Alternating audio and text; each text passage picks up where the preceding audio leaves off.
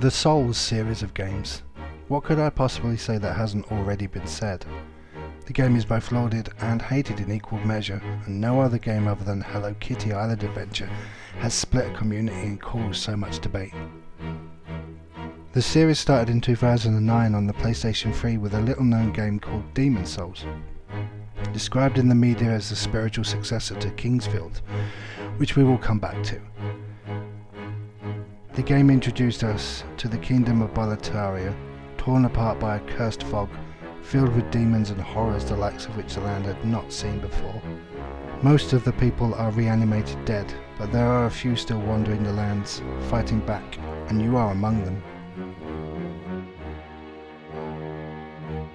The game was announced back in 2008 when a demo was released and promptly given negative feedback for being just too damn hard, something which must have frustrated the lead designer of all but one of the Souls games, Hidetaka Miyazaki. He is on record to have said that the difficulty was meant as a nod to the classic video game era and provide a real sense of challenge and accomplishment to the player instead of just leading you by the hand like games were doing at the time. It was a brave move, and Sony Japan nearly didn't release the game outside of Japan, but it was outside of Japan that the game became a commercial and critical success. It is a very simple premise that runs for all the Soul games. You go to an area, you find some items, you kill some monsters, then you kill the boss and move on to the next area. What made it stand out was the cyclic nature of everything around you, from death, which is a never-ending loop, to the way the land intertwines and crisscrosses over itself, with exploration rewarding you with shortcuts to later areas where the traditional path is usually guarded by creatures capable of causing you all kinds of trauma and stress. The only kind of trauma and stress a registered mental health worker could help you unravel before you go mad with frustration and throw something soft and fluffy out the window in rage. The real world equivalent of going hollow. The story of Demon Souls and most of the Souls games is told by the characters in the game, and left much to your own interpretation. The game is unique in that weapons and armors also carry a story. Even the lowliest of cloth armors give you a small idea of what has happened there. In Demon Souls, the Old One has awoken after a foolish king has restored soul magic to the world, cursing the land and releasing the demons of the story. Whilst most of that die are reanimated and cursed to wander the lands, the chosen few become soul-tied to a place called the Nexus, which offers you eternal life, but the more you return, the less life it offers. King Allant has gone proper mental with power, and you're charged with the task of finding all the demons in their respective areas, and then kicking them in their tiny little demon balls until they submit to your will, and then finally facing Allant to lift the curse. In another running theme of the Souls games, at the very end you are given a choice, whether to rescue the world or doom it and become the thing you fought against. Demon Souls was my entry point into the games. Dark Souls had been out for some time by the time I got around to getting a PS3, and a friend suggested that I play Demon Souls because that's where the series starts, before I started playing Dark Souls. So I did, and for maybe 2 or 3 hours the challenge was too much. As many things happened to my character that did nothing but put me off of the game, be it my weapon breaking, running out of healing items, meeting an overpowered knight with red eyes on a bridge, or falling off of something, or something falling onto me. It put me off of the series, and I didn't bother with a Souls game until the PS4 and the introduction of a game which is speculatively part of the same world, but it's not really confirmed. That game? Bloodborne.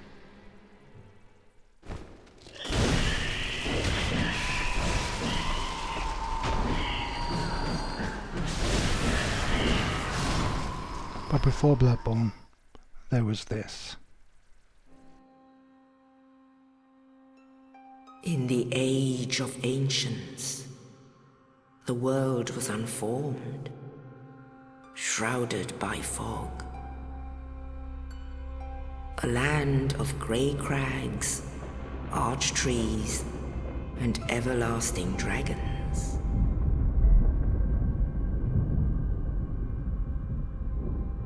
But then there was fire, and with fire came disparity. Heat and cold, life and death, and of course, light and dark.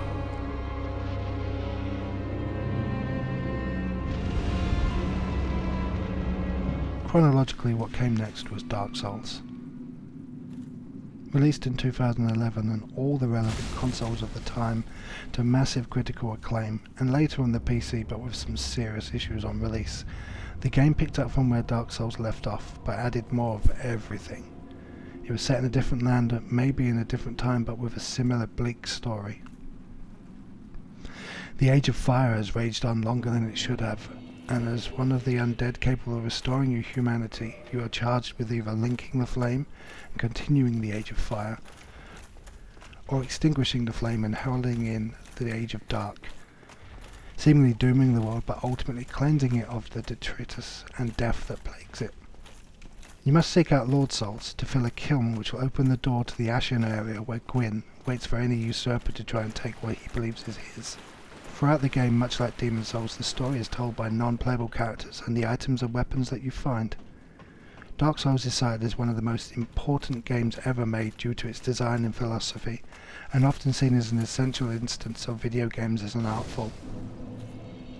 Its influence can be seen in so many games that came after it, coining the phrase Souls-like, and the games have even been mentioned by the Duffer Brothers as an inspiration for the Netflix show Stranger Things. Dark Souls introduced us to the bonfire and the importance of the flame. The bigger the bonfire, the more healing you could get from it, in the form of an Estus flask, replacing the herbs that you would get in Demon Souls. This flask could be reinforced by the souls of firekeepers. Some of these firekeepers are still alive, and uniquely you could kill them to reap the souls for yourself, but this would always have consequences.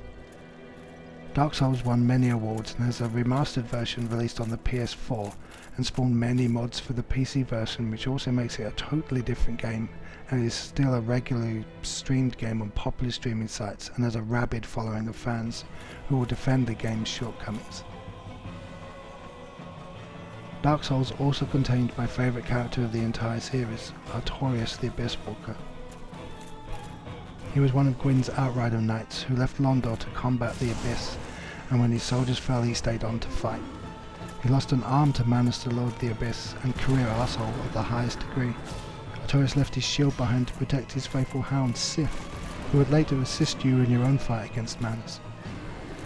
Artorias was consumed by the Abyss, but continued to fight it with one arm until finally beaten by an unknown knight, you, and finally laid to rest as a hero. You learn this story from the items, the armors you find, some of the people you meet, and his is just some of the many stories within the game. It would take me a long time to come back to Dark Souls and to work my way through it, but I am glad I did, because if I had not done so, I would have missed out on a truly breathtaking game. And then from here, we go on to the next game, Dark Souls 2.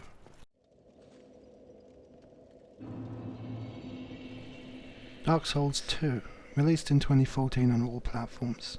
Whilst it was set in the same universe, it is a totally different and unique story to Dark Souls, taking place in the kingdom of Drangelic, and possibly the medieval equivalent of the world we see in Bloodborne.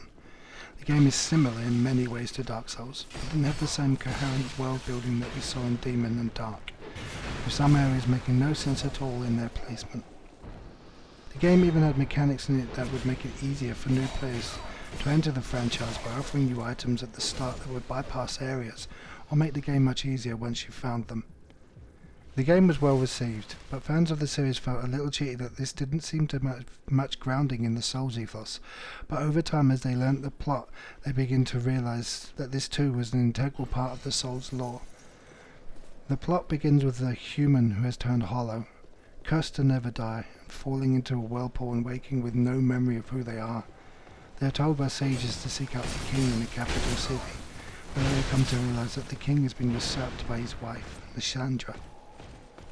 Playing the game, you would eventually find the king's brother, who would give you the Ashen Heart that would allow you to travel in time to defeat the giants Lysandra released on the world. After the final fight, you learn that Lysandra is a fragment of Manus, likely released when the unknown knight killed him, and defeating Lysandra you link the fire once more, losing your life but lifting the curse of undeath. The scholar of the first Sin expansion changed the ending a little, giving you two choices, much like the games before it.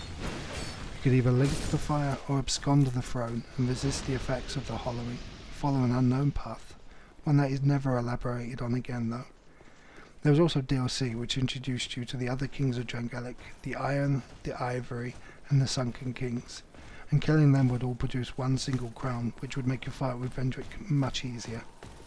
The game is about the same size as the original Souls game, and was using a much improved engine, but artificial spikes and difficulty made it feel real cheap when you died. The game is about the same size as the original Souls game, and was using a much improved engine, but artificial spikes and difficulty made it feel cheap when you died, usually to a swathe of enemies, or by being hit by something you could have never avoided. You could really tell that Miyazaki was not involved in this one, but the game did not suffer much for it, and was still a critical success. What came next would be what Miyazaki was working on whilst Dark Souls 2 was being produced, Bloodborne.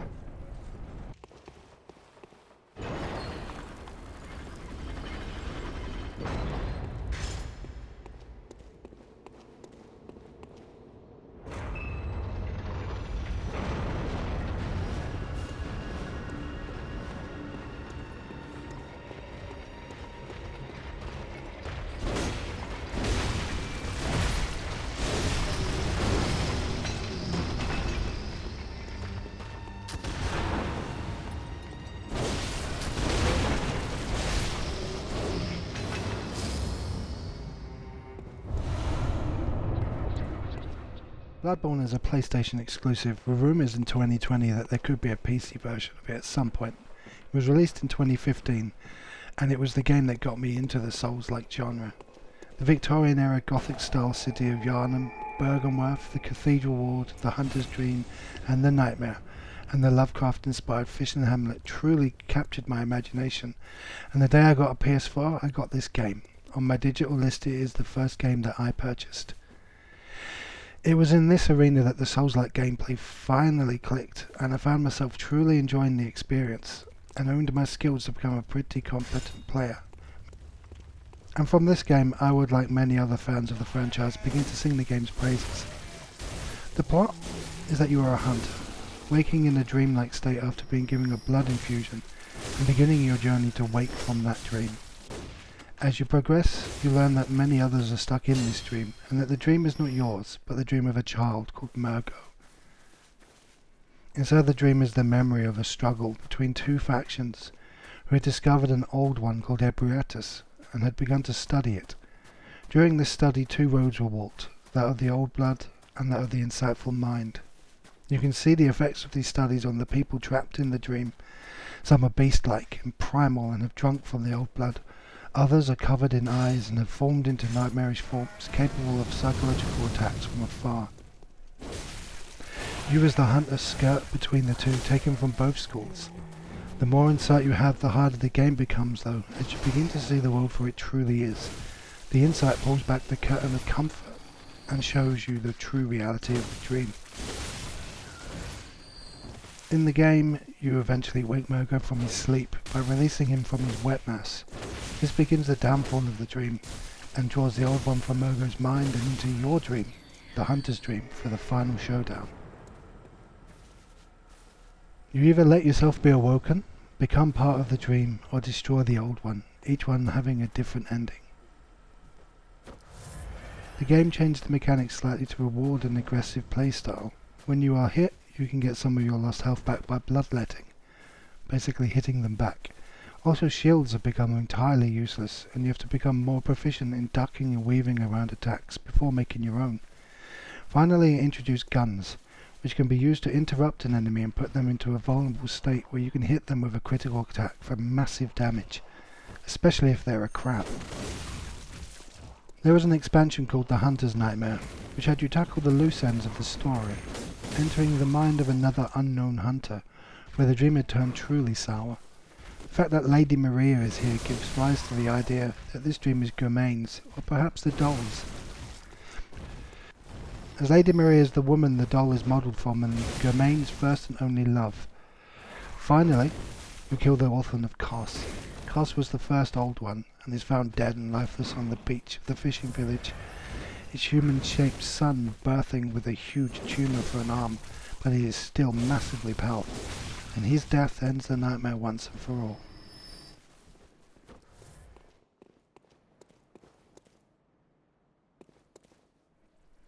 This game was a new direction for Miyazaki. He took influences from European architecture, created a beautifully horrific world for you to live in.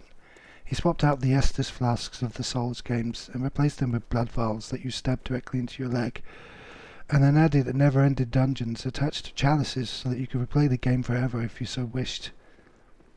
And from here they rapidly went on to Dark Souls 3.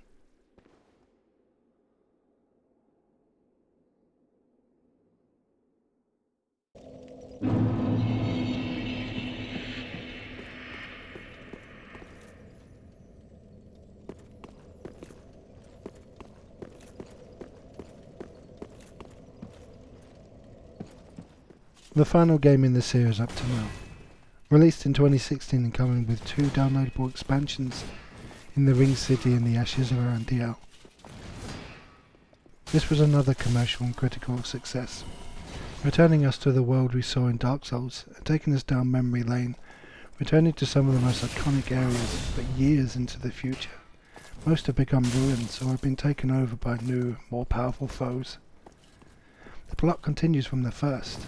A bell has rung, signalling that the flame is dying out. This is the one that you linked in the first game. The coming of the Age of Darkness has once again awoken the undead and infected people with the curse of hollowing.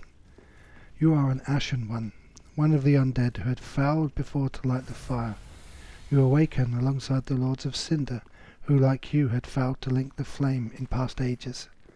However, there is one that has shirked his duty and has caused imbalance. You must go find the Lords and return their souls to their respective thrones. Once this has been fulfilled, you will go back to where it all began and fight you from the first game. Ashes of Arandiel reintroduced the painted world, which had been reduced to snow and ice, but inside the painting is a little girl, painting a new world that her Uncle Gal has promised her a special pigment for. When you are first sucked into a torn shard of the painting, Gale utters, and then there was 2 Ashen. Inside the painting is Sister Freda, who is cold to you and tells you to leave. You learn soon that she is hiding the other Ashen in a tower. Father Arandiel, who has been made docile so he does not bring his flame to the painting. However, in the ensuing boss fight, he becomes enraged when you kill Sister Freda for the first time, and his flame erupts, resurrecting Freda.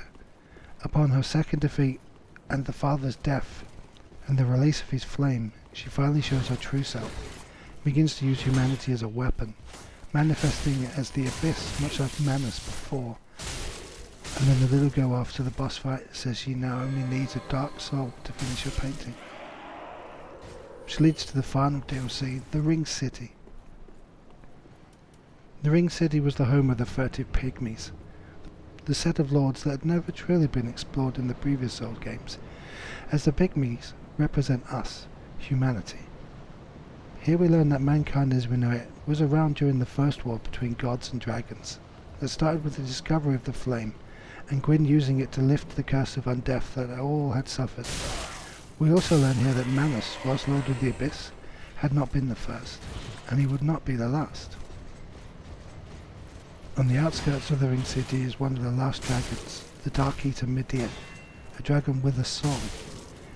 In Dark Soul lore, none of the other archdragons had souls, as they were immortal and had no need for souls.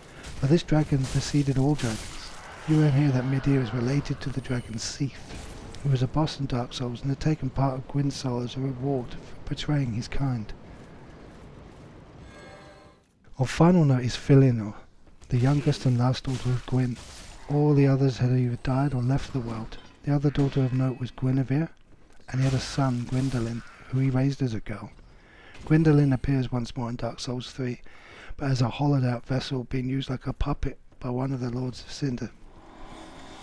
Felinor is asleep, and you awake her. When she awakes, the egg she is holding cracks, and the curtain of reality is pulled away. In a big flash, you are transported to the world as it is now, barren, desolate, and dead. As you venture out, among the dry, desiccated corpse is a figure you recognize. Gale, the slave knight, muttering to himself as he feasts on the Pygmy King's dark souls. He has become a beast of immense size, made strong by the souls, and then turns to you. Yours is the strongest of all, and he wants it. Upon defeating him, finally, his soul in your inventory is the same shape and hue as the soul of Manus. The game telling us at the very end that the darkest soul of all is the soul of man, and it is in all of us.